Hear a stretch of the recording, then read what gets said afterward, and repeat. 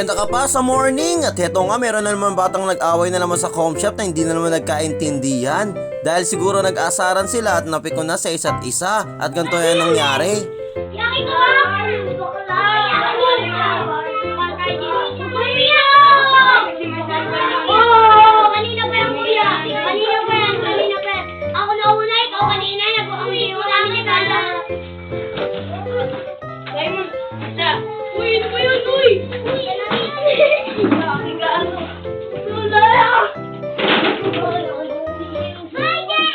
Ganito talaga ang away bata, mabilis magkapikunan kapag nagkasaran. Ganito kasi yung nangyari. Nagwa 1v1 kasi sila ng crossfire kapag namamatay kasi yung isa, tinatrash talk. At sabi ko kapag asaran lang, walang suntukan. Pero yung dalawa hindi na nakapagpigil. Kung makikita nyo sa video talagang high blood si Kuya Andeng sa nangyari. At mabuti na lang talaga to the rescue rito si Iking at si King at saka si Riley. At mabuti na lang talaga tumigil na si Andeng. At palagi kong sinasabi sa kanila, kayo lang magkasama, kaya huwag kayo mag-away-away ha. Sa susunod, asaran lang kung asaran. At wala magsusuntukan, kinakabahan ako sa inyo pag may kumakatok sa bahay nang ninasabi sa akin na may nagsusuntukan sa com shop. After ko nga kumain nun at pumunta ako sa com shop, tinanong ko sa kanila kung ano nangyari. At nagkaasaran lang pala at nagkapikunan lang talaga. Akalipas nga ng ilang minuto, nakita ko bati na sila. At naglalaban na naman sila ng crossfire at biniro ko, baka mag-away na naman kayo at magsaputan. Mabilis ka nga talaga tatanda kapag may ari ka ng com shop kasi sobrang kulit talaga ng mga bata at iba-iba talaga ang trip nila. Eto may nag-away na naman at nag-trash talkan. Okay lang yan natin siya, huwag kayo iyak.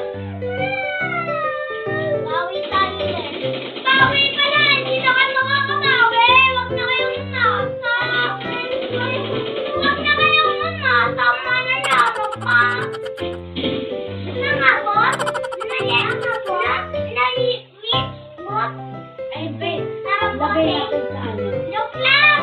Joke lang! Bote!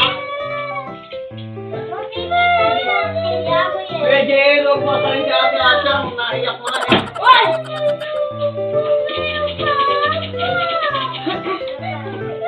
Boss! Bago siguro mag 40 anyos ako, marami na akong puti sa buhok. Kasi araw-araw nga ako nagsasaway ng mga makukulit na bata. Lalo na kapag nag-aasaran at nagkakapikunan at bigla na lang maiiyak. Hanggang sa muli, paalam!